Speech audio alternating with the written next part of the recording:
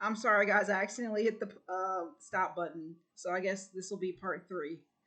Um, yeah, I think we ended 30 minutes. But yeah, I like what Ramaswamy. I'm sorry, I'm getting his name wrong.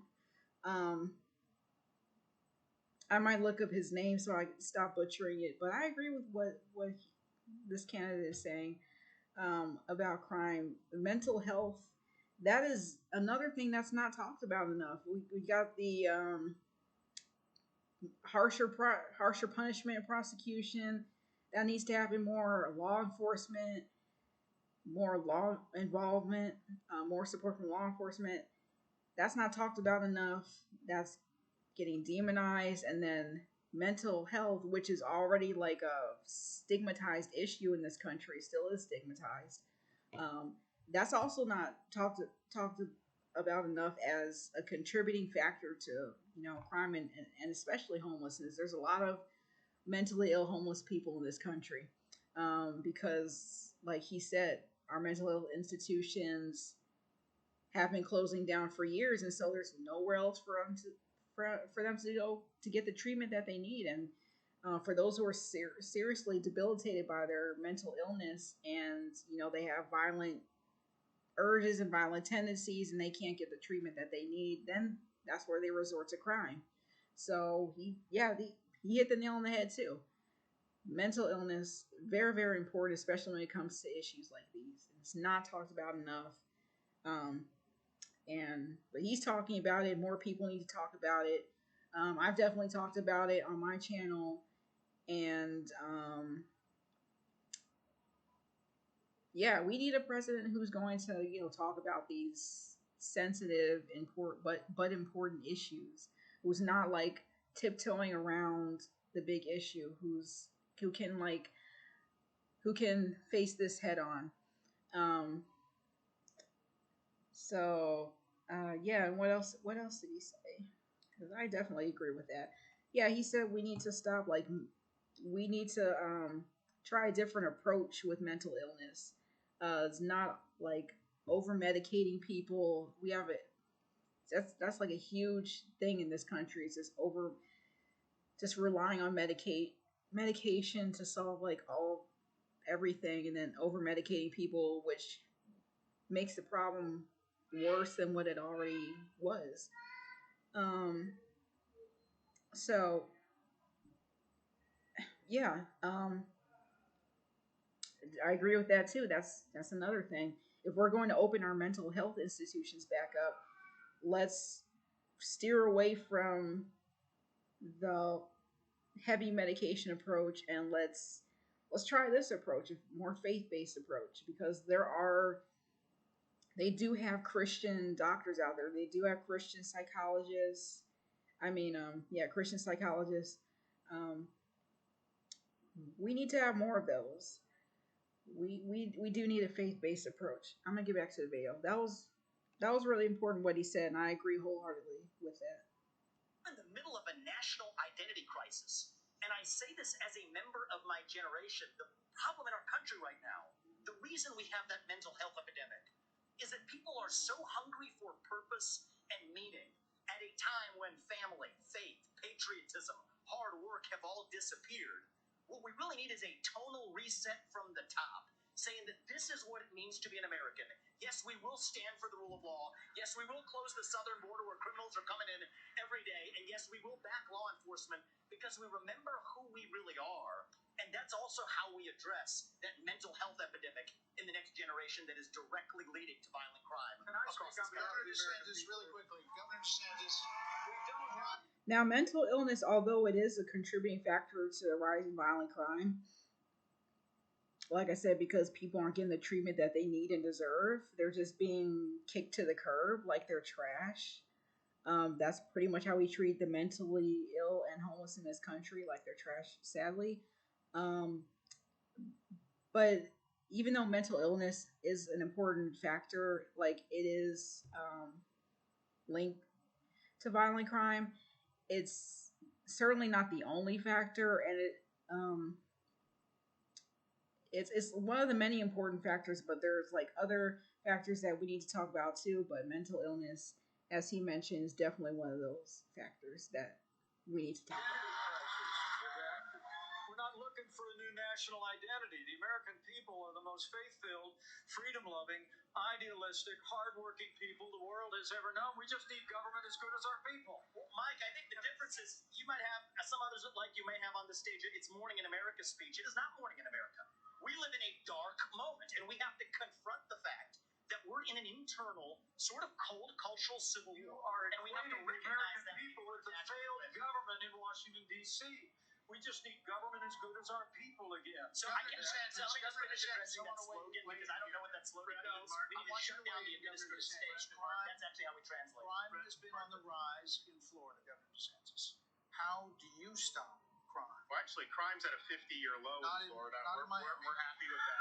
Well, the statewide is a 50-year low. Yeah, I remember that. That's what Lightfoot. I keep bringing Lightfoot up, and she's gone. But like some of the things they're saying, like it reminds me of some of the policies that our politicians here in this state city were talking about as it relates to crime. And one of the things where Life was saying that crime was down, but it like in certain, and it's not like I gotta charge my computer. Hold on.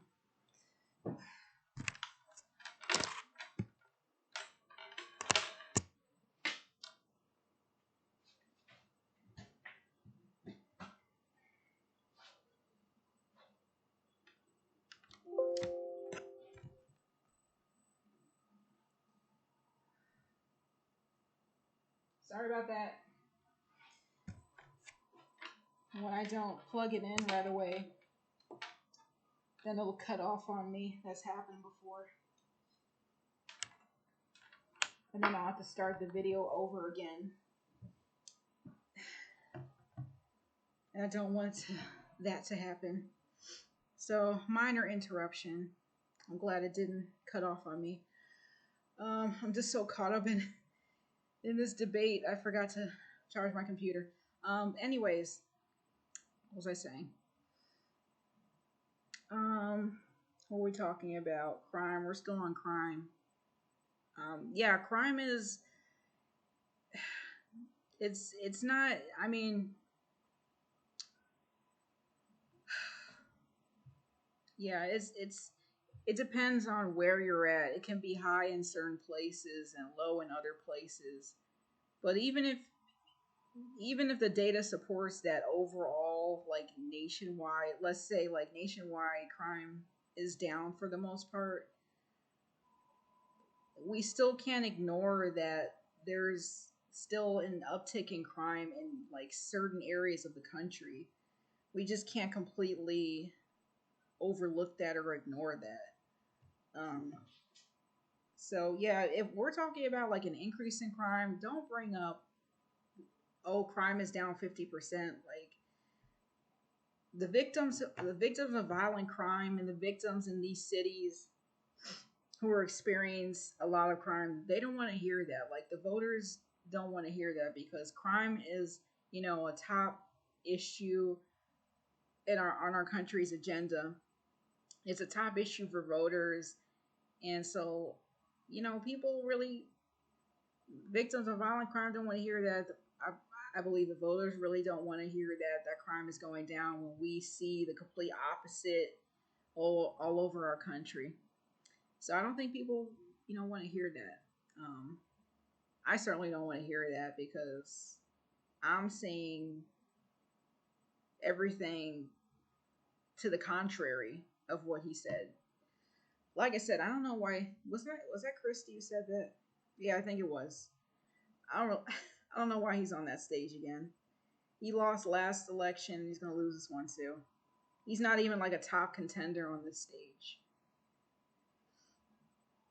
And I agree with some of the things that he was saying earlier on, but not when it comes to this. So here's the thing. these hollowed out cities, this is a symptom of America's decline. And one of the biggest reasons is because you have It wasn't Christie. I'm sorry. It's this person. George Soros funding these radical left-wing district attorneys. They get into office and they say they're not going to prosecute crimes they disagree with. The inmates start running the asylum. There's one guy in this entire country that's ever done anything about that. Me. When we had two of these district attorneys in Florida elected with Soros funding who said they wouldn't do their job, I removed them from their posts. They are gone. Okay. I've never heard of him before, though. But, okay. Who is this again? As president, we are going to go after all of these people because they are hurting the quality of life and they are victimizing innocent people in every corner of this country, and it will stop when I get into office. Brett and Martha, I just thought it was interesting. You asked your question about the problems we're having in big cities. Nobody ever asked the question of what about the crime wave in small towns? Because in a small town, neighbors help neighbors. People understand each other. If a farmer gets sick, everybody comes together and helps him get the crop off. There's accountability. There's transparency. One thing that I think this country could use is somebody in the White House that understands small town values, because that's our road back to get this country on track again. Governor Hutchinson?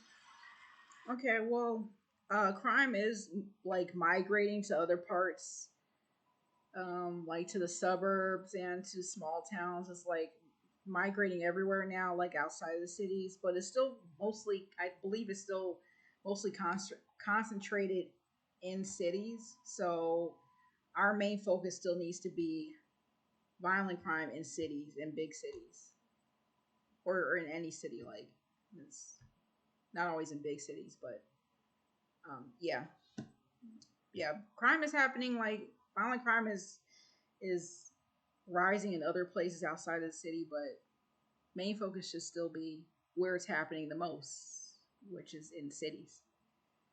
So that's what he should be talking about, because that's the main issue we're facing right now. As former head of the DEA, I understand the drug crisis in America. And right now, whenever you look at the challenges in our inner city, there's three simple words that would be helpful. One, enforce the law when it comes to crime. Secondly, let's deal with the challenge of fentanyl. And it's both about stopping the fentanyl coming from Mexico, but it's also about education of our young people, making sure that we have the tools that are needed for addiction counseling. That's what we expanded in Arkansas as well. Whenever you look at the underlying challenge of America, though, no one likes to see an America with smash and grab in our inner cities. As President of the United States, that will stop. It starts at the top with the respect for our justice system that a former president who's under indictment has undermined by attacking judges, by attacking prosecutors, by attacking the system and saying he's aggrieved.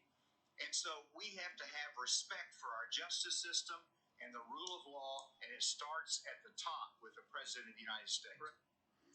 Yeah, drug addiction, that's another issue in this country. They mentioned fentanyl, the fentanyl crisis, and that's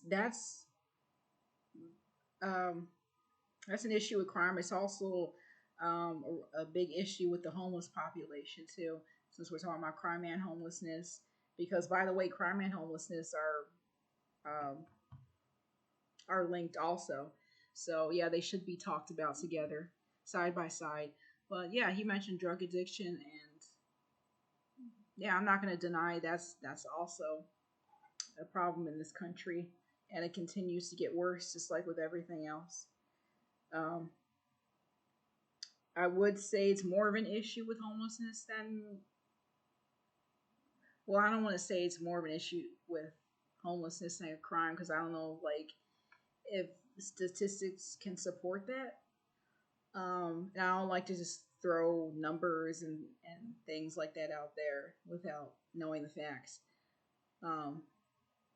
Maybe they're like both an issue equally, drugs is an issue with like both of them equally. But yeah, let's get back to it. Thank you. We Hold take a break. So, speaking of that, right now you are looking live at Fulton County Jail, where former President Donald Trump will be processed tomorrow. So next, the candidates will have an opportunity to talk about the coming trials of Donald Trump. You hear that audience is kind of like sounding kind of split there with that reaction with President Trump's going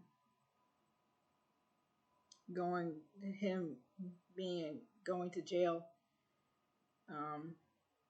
I mean, that doesn't surprise me because even though he's still like the top GOP candidate, so he's still his party's number one favorite. As far as like Republican voters, I don't know if they're like split, like if half Republican voters support them and half of them don't. I don't know like what the specific numbers are with that. But I heard there in that audience it sounded like kind of 50-50, like half of them were booing and half of them were cheering in reaction to President Trump like going to jail. So yeah, like I said, like that, even though Fox News is hosting this and this is like a literal Republican debate with I'm assuming mostly Republican voters in their audience. Like the voters, like there's been, I would say there have been more people turning against President Trump since he first ran for president in 2016. So yeah, it doesn't really surprise me that, you know, the audience sounds kind of like split there. And they're not all of them are booing. I heard some cheers in there, but all right. Okay, let's take a short break. I'm just gonna skip back to the debate.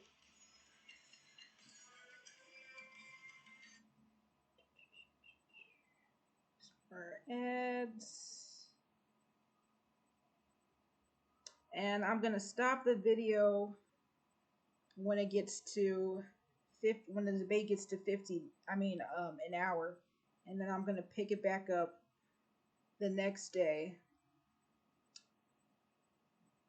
Because it's been a long week for me, so I don't really want to sit through like do 2 hours of filming like in one take. I'm just gonna have to pick it back up the next half for the next day. I'll save it for that and just upload these 3 parts tomorrow, maybe.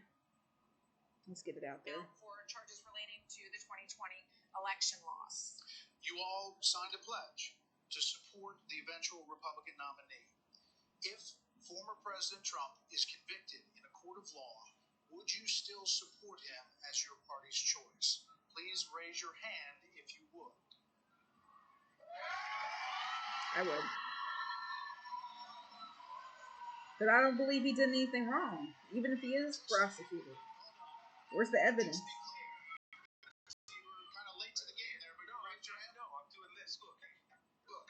He's not going to be prosecuted too. Here's the bottom line. Someone's got to stop normalizing this conduct. Okay? Now whether or not... Okay. Wait. Did you hear that? So it sounds like the audience... And by the way, none of them raised their hands. Like the question was, if President Trump is convicted, would you still support him as the party's nominee for president? And none of them raised their hand. And it does sound like the audience, now that I'm listening to it, they're more in favor of President Trump not becoming president, even though like this is a Republican debate. And I'm assuming there's mostly Republicans in the audience who are not supporting the number one Republican presidential candidate right now. So this is definitely going to be an interesting race. But, so far it still is in President Trump's favor, thank God. believe that the criminal charges are right or wrong. The conduct is beneath the office of President of the United States. Boo. They're cheering, I'm booing. Boo. Boo. This is the great thing about this country. Booing is allowed, but it doesn't change the truth. Get off the stage, Christy. I'd like to get in and respond. Where's my cane so I can pull him off the stage? President Trump, I believe, was the best president of the 21st century. Honest to God, your claim that Donald Trump is motivated by vengeance and grievance would be a lot more credible if your entire campaign were not based on vengeance and grievance against one man. People at home want to see a bunch of people blindly bashing Donald Trump without an iota of vision for this country. They could just change the channel to MSNBC right now. But I'm not running for president of MSNBC. I am running for president of the United States. We're skating on thin ice, and we cannot set a precedent where the party in power uses police force to indict its political opponents. It is wrong. All right, so far, like, I still can't pronounce his name, but I'm so far Varmaswamy. I don't even want to try it, but so far I'm agreeing with what he's saying, with the exception of him being in favor, like his climate change stance. I don't agree with that, but like everything else he's been saying about, I agree with pretty much everything else he's been saying. Maybe I'd change my mind. Maybe I might have like a few favorites with the Republican candidates, but my number one, we all know what my number one favorite candidate still is, and will remain throughout the rest of this race. I don't care like how good some of them are, like how much I agree with some of these candidates. I agree with President Trump more than any of these candidates put together. But yeah, I agree with his stance on President Trump. Now we got a supporter. All right, well, at least I think he is so far from what he said. I'm sorry, you make me laugh because you sit here in an answer. Get Christy off of the stage. You hear that booing? That's the sign. Go ahead, Governor Christie. Hold on. No. So listen, the more time we spend doing this, the less time they can talk about issues you want to talk about. So let's just get through this. Governor Christie. You sit here talking about how you want to stand up for the rule of law. Yes. And law and order. And the fact is that it can't be selective. In your book, you had much different things to say about Donald Trump than you're saying here tonight. That's not true. Oh, it is very true. That's not It's true. very true. I read it. And I know. Look, bad behavior and illegal behavior, Chris. And you as a prosecutor should know better. You know what? I know a lot better. There's a difference between bad behavior. I know a lot better than you do. You've never done it like you've never done anything to try to advance the interests of this government except to put yourself forward as a candidate tonight. And here's the thing. We've stood up for law and order. I did it as U.S. Attorney. I did it as governor. And I am not going to bow to anyone when we have a president of the United States who disrespects the Constitution. He said, Your MSNBC contributor.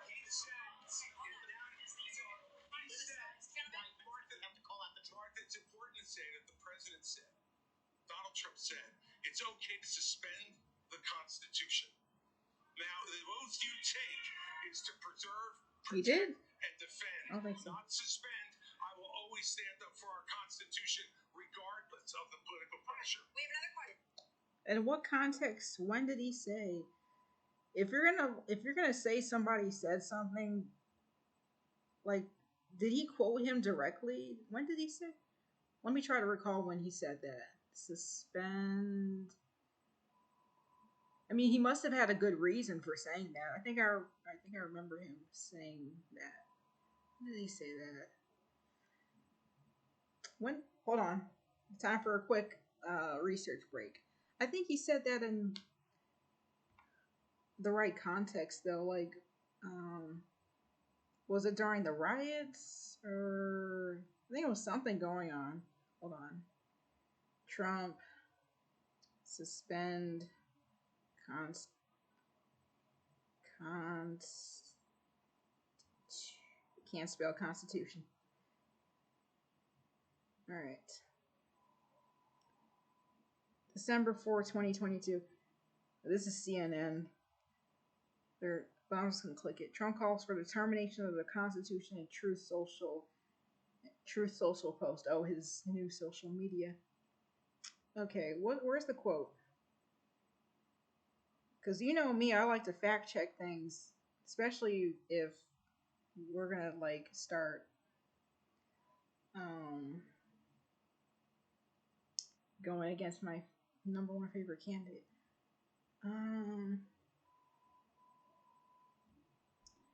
Do you okay, this is what President Trump said. Do you throw the presidential election results of 2020 out and declare the rightful winner, or do you have a new election? A massive fraud of this type and magnitude allows for the termination of all rules, regulations, and articles, even those found in the Constitution.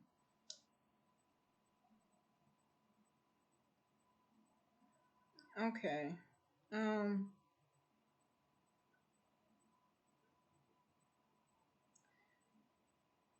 So this is okay. So he's talking about the election fraud, which they indicted him on too.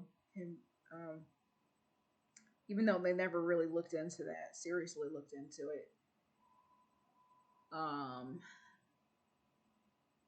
gonna get back to the debate, but it's not like he's just saying this out of the blue. He has a reason for everything that he says, and I believe him saying in this context, like when you take the full quote into consideration in this context, yeah, if you have, I'm thinking he's saying like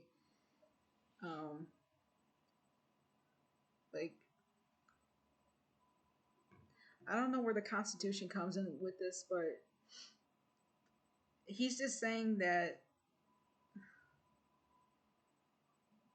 because fraud is a serious thing in and of itself, and then like fraud in an election, that's a pretty big deal. And the Supreme Court and Congress, like just everybody else just like skimmed over that and only briefly looked at it.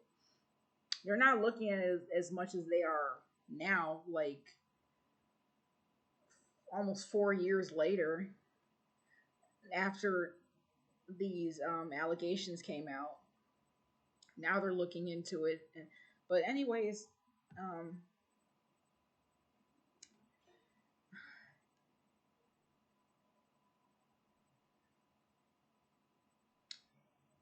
he's just saying that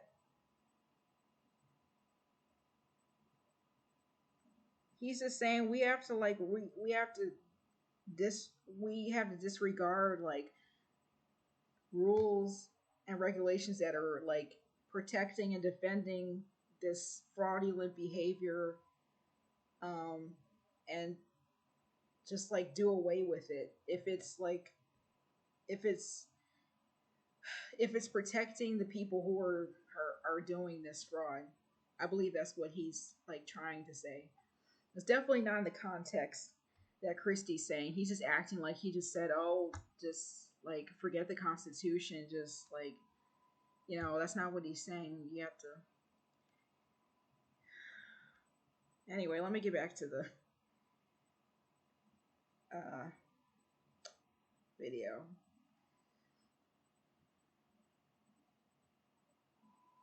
Got about a minute left before I stop it. We're at 50. Question for you. We're going to get everyone in on this issue, but I have another question. Hold on, you will. All right. So, President Trump's former vice president is on this stage tonight. He has faced hecklers on the campaign trail over his actions on January the 6th. On that day, the vice president moved forward with the certification of the election. So do you believe that Mike Pence did the right thing. Senator Scott, do you believe he did the right thing? Absolutely. He did the right thing. Number one. Number two. We should be. Okay, we'll get back to Tim Scott in part 4 because we're at a minute now, so I'm just gonna stop it. But I'll answer that question. I'm at home. I'm not on the Republican stage, but I'll answer it anyway. I don't believe that Pence did the right thing. Like people are calling, Republicans are calling him a traitor now, and I kind of believe that's what he is. He definitely switched sides now. Well, I mean, he says he's still a Republican, but like he's going against President Trump now. But yeah, I'm not surprised they're bringing up January 6th. They still got to find some way to bring it up. Now they want to bring it up during the debates. Not even surprised, even though this is a Republican debate, and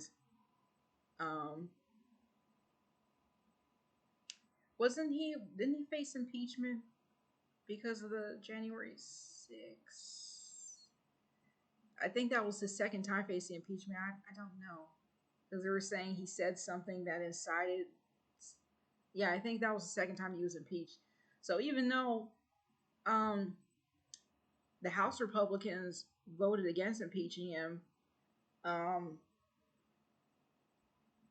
they want to talk about January 6th on this Republican stage, even though the Republicans, they sided with President Trump when it came to January 6th.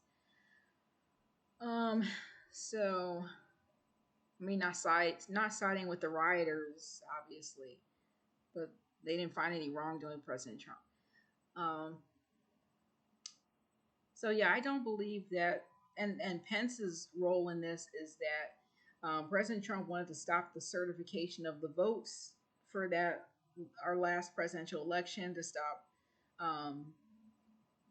the certification of the votes, because he was talking about fraud happening during the election with the mail-in ballots and all that stuff. And so Pence, he disagreed, and he said, go ahead and certify these votes because they're valid. So President Trump and Pence were on